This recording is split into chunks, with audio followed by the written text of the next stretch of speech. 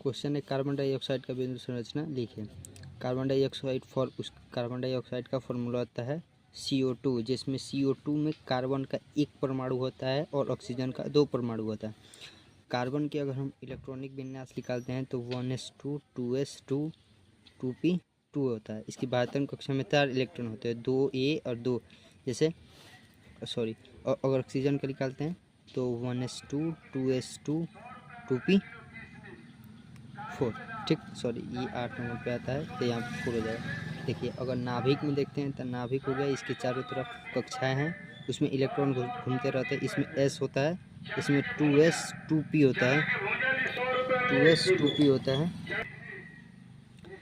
तो इसमें 2 इलेक्ट्रॉन बढ़ता है, इसमें 2, इसमें 6 इलेक्ट्रॉन, p में 6 इलेक्ट्रॉन बढ़ता है। 2 और 6 8 इलेक्ट्रॉन, यानी कि पहला में स्थायी होने के लिए 2 इलेक्ट्रॉन चाहिए और दूसरे में 2s और 2p, इसको दूसरी कक्षा बोलते हैं। तो यहाँ पे 2s 2p ये दूसरी कक्षा हो गई। दूसरी कक्षा में टोटल 8 इलेक्ट्रॉन भरते हैं तब जाकर स्थायी होता है। तो यहाँ पे 4 और 2 6 इलेक्ट्रॉन हो रहे हैं, यानी कि इसको 2 इलेक्ट्रॉन और चाहिए, ठीक। यहाँ पर देखते हैं इसकी दूसरी कक्षा में 4 इलेक्ट्रॉन है तो इसको 4 इलेक्ट्रॉन और चाहिए, लेकिन इस कार्बन का इलेक्ट्रॉनिक विन्यास 4 और ऑक्सीजन में 2, मतलब इसको और चाहिए 4 इलेक्ट्रॉन, इसको और चाहिए 2 इलेक्ट्रॉन।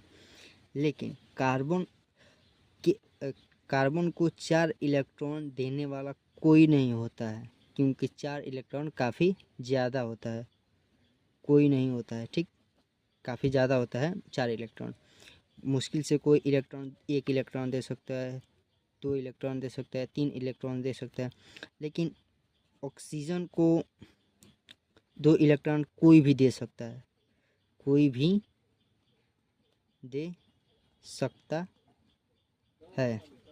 अगर इसकी हम बिंदु संरचना CO2 को निकालते हैं तो यहाँ पे कार्बन एक ऑक्सीजन।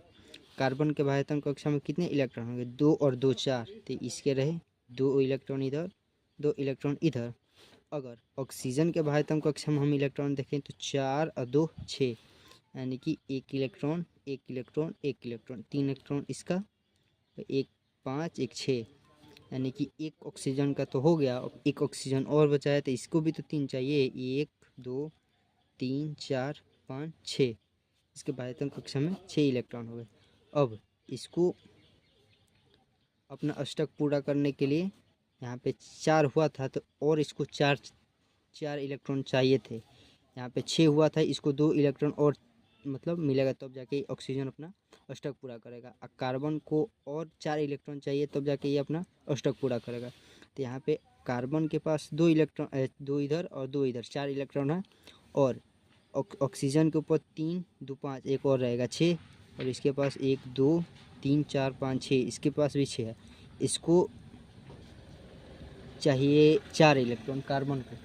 ये क्या करेगा कि इस ऑक्सीजन से 2 इलेक्ट्रॉन ले लेगा, ठीक, और इधर से भी 2 इलेक्ट्रॉन ले लेगा, ठीक।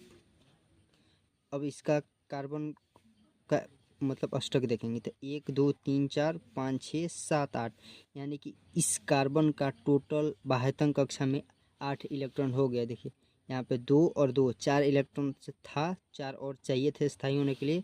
यहाँ से 2 इलेक्ट्रॉन मिल गया, यहाँ से 2 इलेक्ट्रॉन मिल गया। अब इस ऑक्सीजन के 1 2 3 4 5 6 है, इसको और 2 चाहिए इसका ऑक्सीजन का अष्टक पूरा करने के लिए। ये ऑक्सीजन क्या करेगा, इस कार्बन से 2 इलेक्ट्रॉन ले लेगा, ठीक। तब इसका अष्टक पूरा हो जाएगा। देखिए 1 2 3 4 5 6 7 8। और स्थायी होने के लिए 2 या बाह्यतम कक्षा में 2 इलेक्ट्रॉन या 8 इलेक्ट्रॉन की ज़रूरत होती है। तो ऑक्सीजन के पास 3 3 6 7 8, इसका अष्टक पूरा हो गया। इस कार्बन के बाह्यतम कक्षा में 4 इलेक्ट्रॉन थे, 4 चाहिए थे स्थायी होने के लिए। तो यह क्या करेगा, 1 2 3 4 5 6 7 8, इसका भी अष्टक पूरा हो गया। अब इस ऑक्सीजन का देखते हैं तो 1 2 3 4 5 6 है, 2 और इसको चाहिए था। ये इस कार्बन से 2 इलेक्ट्रॉन ले लेगा। ये रहा कार्बन डाइऑक्साइड का बिंदु संरचना।